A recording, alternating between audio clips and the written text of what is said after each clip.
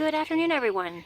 This is New Jersey Garden. These peony stalks are doing pretty well. It's now towards the end of April, and this is an area in front of an old deck, and I have just a few things planted here, like a poppy, perennial poppy, and then the peony bushes are all in the back here, and they're starting to pop up now. And what I wanted to show you was, in the summer, I let my peony plants just sit there, and then in the fall I do cut them down, but I didn't cut these down far enough, so now I have these kind of grassy structures here sticking out of the ground. So I'm just going to clean the peony up by just snipping out these stalks, sorry for the shadowing, so that it will look more like this, and it will have more access to air and light, and the plant will do a lot better and possibly bloom a few days earlier if I get rid of all this growth. So I'm just going to take my pruners and go in and snip, and I'll show you the end result.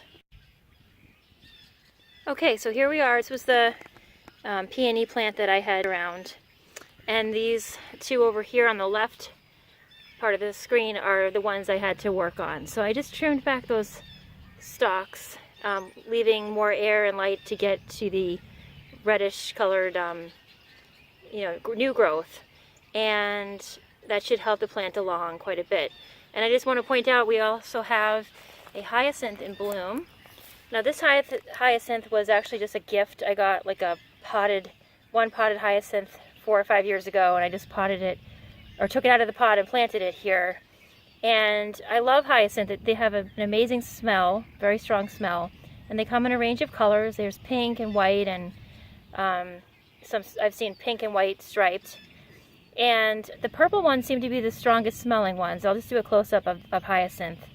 I believe it only will grow in areas with cold winters. I don't know the zones exactly for the growing zones for hyacinth, but I'm pretty sure it only grows in areas with cold winters.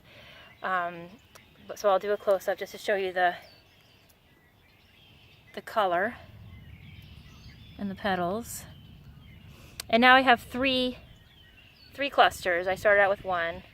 And I may try to move this, dig up the bulbs and move one of them to another area of the garden, because I feel like this little spot kind of gets ignored a little bit. And then over here we have a late blooming daffodil. It may be a jonquil, which is a type of daffodil. They're going to have very shallow cups. So this is a late blooming daffodil. You can see some of the buds forming there, some of the blooms forming. So that will be blooming in a few days.